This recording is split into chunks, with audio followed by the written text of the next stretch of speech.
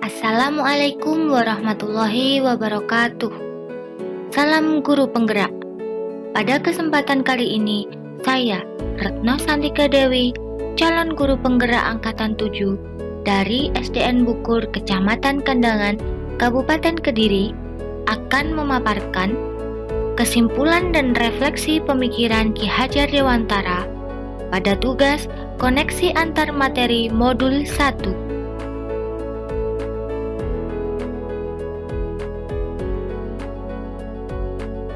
Saya akan merefleksikan diri saya melalui 3 pertanyaan berikut. Yang pertama, apa yang Anda percaya tentang murid dan pembelajaran di kelas sebelum Anda mempelajari modul 1.1? Kedua, apa yang berubah dari pemikiran atau perilaku Anda setelah mempelajari modul ini?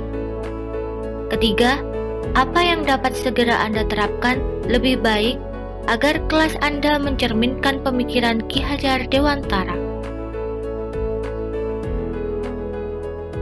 Untuk yang pertama, apa yang Anda percaya tentang murid dan pembelajaran di kelas sebelum Anda mempelajari modul 1.1? Di sini saya percaya bahwa sebelumnya saya menerapkan pembelajaran yang hanya berpusat kepada guru. Dalam pembelajaran, saya meminta peserta didik untuk duduk tenang, memperhatikan apa yang saya jelaskan. Mengutamakan aspek kognitif dan pencapaian nilai KKM. Terkadang saya lupa bahwa pendidikan bukan hanya soal mentransfer ilmu saja, melainkan ada aspek lain yang harus diperhatikan dalam belajar.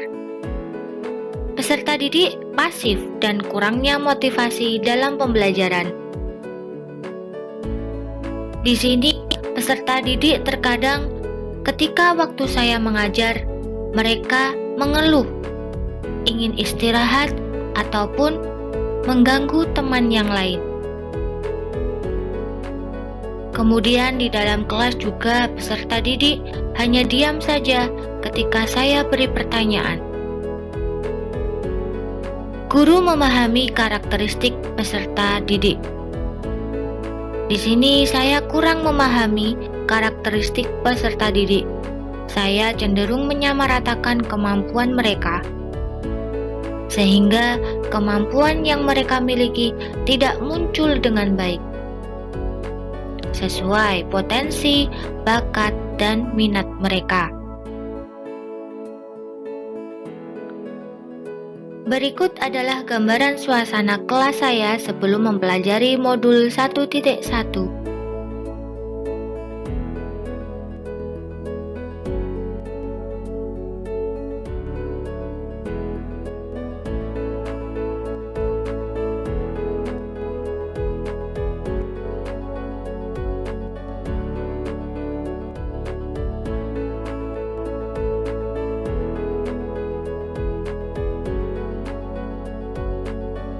Kedua, apa yang berubah dari pemikiran atau perilaku Anda setelah mempelajari modul ini?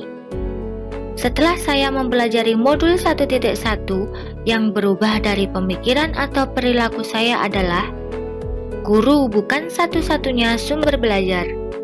Apapun yang ada di sekitar kita adalah sumber belajar. Di sini, tugas kita sebagai guru adalah mengarahkan mana yang baik atau tidak baik. Pembelajaran berpusat pada peserta didik atau student center. Diharapkan dengan pembelajaran yang berpusat kepada peserta didik, mereka akan terlibat secara aktif dalam proses pembelajaran, sehingga mereka dapat mengkonstruksi pengetahuan mereka dengan baik. Menghargai dan mempelajari setiap karakteristik peserta didik. Sebagai seorang pendidik, kita harus menanamkan bahwa karakter yang dimiliki peserta didik adalah berbeda, sehingga kita mampu mengetahui potensi, bakat, dan minat yang mereka miliki. Memerdekakan pembelajaran sesuai dengan bakat atau minat peserta didik. Dengan begitu, peserta didik akan lebih semangat dalam pembelajaran, dan motivasi mereka dalam belajar juga lebih tinggi lagi. Memberikan pembelajaran yang lebih variatif. Dengan memberikan pembelajaran yang lebih variatif, diharapkan siswa tertarik dengan proses pembelajaran, sehingga apa yang mereka pelajari dapat diambil kebermaknaannya. Ketiga, apa yang dapat segera Anda terapkan lebih baik agar kelas Anda mencerminkan pemikiran Ki Hajar Dewantara? Yang pertama, merancang pembelajaran yang interaktif dan menyenangkan dengan melibatkan peserta didik. Menerapkan sistem Among, di mana pendidikan yang menuntun, bukan menuntut. Menerapkan pembelajaran berbasis kearifan lokal dan budaya setempat. Menerapkan pembelajaran sesuai kodrat alam dan kodrat zaman. Mengintegrasikan permainan dan ice breaking dalam pembelajaran. Tujuannya agar peserta didik tidak mudah bosan dalam pembelajaran dan tidak mengeluh. Pembelajaran yang mengutamakan aspek budi pekerti. Menerapkan konsep merdeka belajar dan mengimplementasikan proyek penguatan profil pelajar Pancasila. Kesimpulan yang dapat diambil adalah pendidikan adalah menuntun peserta didik sesuai potensi, bakat, dan minatnya.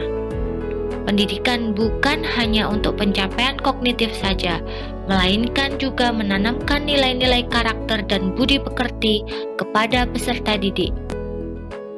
Seorang pendidik adalah orang tua di sekolah, di mana harus mengayomi, memberi kasih, dan memotivasi peserta didik.